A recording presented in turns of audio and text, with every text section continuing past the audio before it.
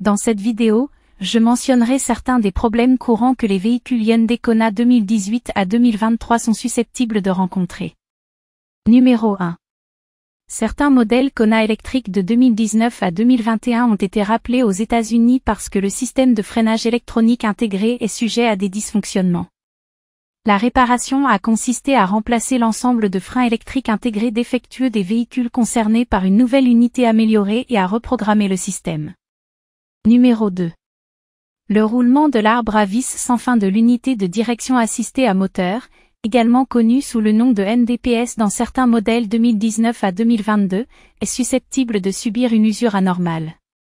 Ce problème provoque un bruit provenant de la colonne de direction lorsque vous tournez le volant. Les concessionnaires Kia vendent le kit de roulement affiché à l'écran. Et le service des pièces de votre concessionnaire Kia local peut également vous guider vers une source qui vend l'outil spécial nécessaire pour installer le roulement affiché à l'écran. Numéro 3.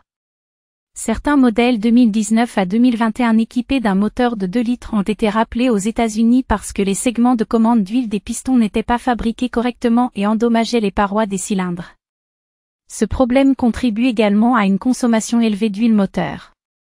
Les concessionnaires Kia aux États-Unis remplacent normalement les moteurs endommagés des véhicules concernés sous garantie. Numéro 4. Certains modèles Kona électriques 2019 ont été rappelés aux États-Unis en raison d'un système de batterie haute tension défectueux qui risque de tomber en panne par court-circuit. La réparation consiste à remplacer l'ensemble système de batterie défectueux par une nouvelle unité améliorée et à mettre à jour le logiciel du système de gestion de batterie. Numéro 5.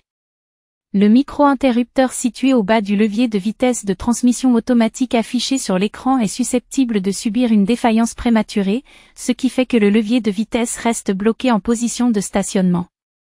Le remplacement du micro-interrupteur défectueux ou de l'ensemble complet du levier de vitesse résout le problème. Numéro 6.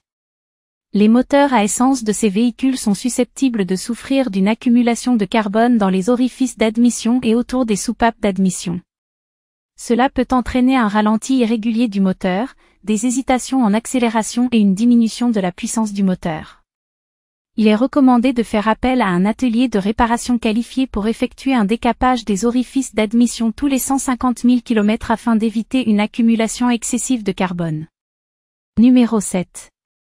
Dans certains de ces véhicules, le faisceau du pressostat d'huile situé à l'intérieur de la transmission automatique est défectueux et entraîne des conditions de changement de vitesse difficiles.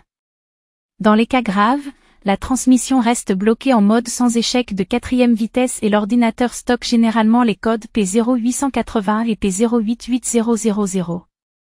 Pour remplacer ce faisceau de câbles, il est nécessaire de retirer le corps de vanne pour y accéder. Numéro 8. L'interrupteur de sécurité point mort, également connu sous le nom d'interrupteur d'inhibition dans certains modèles 2018 à 2020 équipés d'une transmission automatique, est sujet à un dysfonctionnement et à une panne prématurée.